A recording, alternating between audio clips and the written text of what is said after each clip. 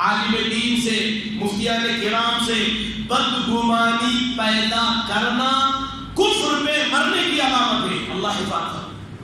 کفر پہ مرنا کس کو بولے؟ کیونکہ جب اس سے بدگمان ہو گئے تو گویا حافظ سے، عالم سے، مفتی سے، اس کے پاس کے علوم سے بدگمان. اس کا علوم اس کے لیے وہ اللہ کی.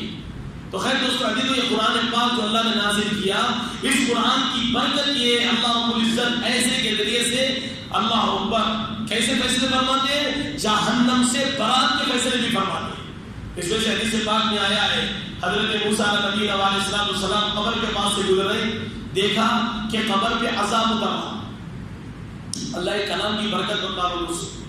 اس سے آج تک ہم نے تعلق پیدا نہیں کیا. ہم کو بارش کے چھینٹوں سے بچنا معلوم، جہنم کی آگ سے بچنا نہیں معلوم. بارش آ رہی تو ہم چھتری کا کم سے کم انتظام کرتے ہیں، نہیں تو مشجرے کا انتظام کر کے جاتے ہیں، نہیں تو ہاتھا رکھتے ہیں، نہیں تو اٹا رکھتے ہیں، نہیں پلاسٹک رکھتے ہیں. ہم کو خبر میں جانا ہے، وہاں پر بچنے کا انتظام آج تک ہم نے نہیں کیا. اللہ ہم کو بچنے کی توفیق عطا فرمائے، اس کا انتظام کرنے کی توفیق عطا فرمائے. کہ حافظ قرآن کا معاملہ، اللہ کے کلام کا معاملہ کیسے ہے؟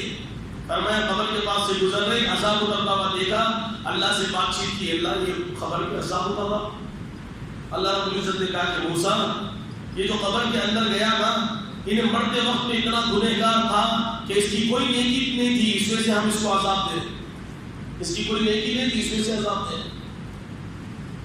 حضرت موسیٰ علیہ السلام رنجیدہ، اللہ سے بات چیت کلام جو بھی کرنا تھا کر کے واپس ہو رہے، تو جس قبر پہ عذاب ہو رہا تھا اسی قبر پہ دیکھ رہے کہ اللہ کی رحمت اتر گئی.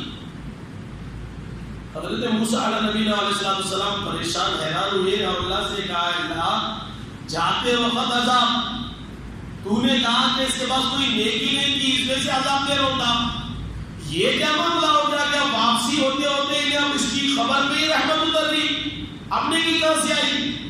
دوستو آگے کی بات سنو، اللہ ہم تمام میں وہ جذبہ پیدا کر دے.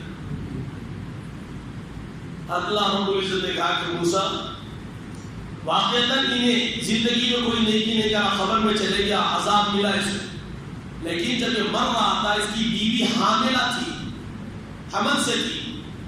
اس نے اپنی بیوی سے کہا تھا اگر میرے کو بیٹا پیدا ہو جائے تو موسیٰ علیہ السلام کے حوالی جو ہے، موسیٰ علیہ السلام کی جو شریعت ہے وہ شریعت کا اس کو رہبر بنانا، وہ شریعت کا پابند بنانا، اس کو موسیٰ کے حوالے کر دینا تاکہ یہ موسیٰ کے ساتھ مل کے دین کی خدمت کرے، موسیٰ کی شریعت کا اس کو محافظ بنانا.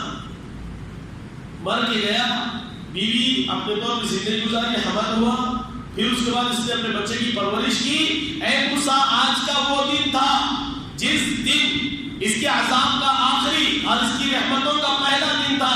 وہ اس لیے کہ اس کا بچہ بڑا ہوا، جب بولنے کی صلاحیت رکھا، چلنے کی، اس کی بیوی نے اپنے شوہر کی وصیت کے مطابق اس بچے کو لے جا کے موسیٰ کے حوالیوں میں سے ایک حوالی کے پاس چھوڑا. اس نے جیسے اس بچے کو پہلا لفظ بسم اللہ پڑھایا، ہم نے اس کی مغفرت کی کہ میرے بندے کا بیٹا زمین پر میرا نام بلند کرے اور زمین کے نیچے میں اس کے باپ کو عذاب دوں. میری عظمت شان کو جلا لایا، میں نے اپنی طرف سے اس کے گناہوں کو معاف کیا، اس کے اس بچے کے عمل پہ اس کی مغفرت فرمائی.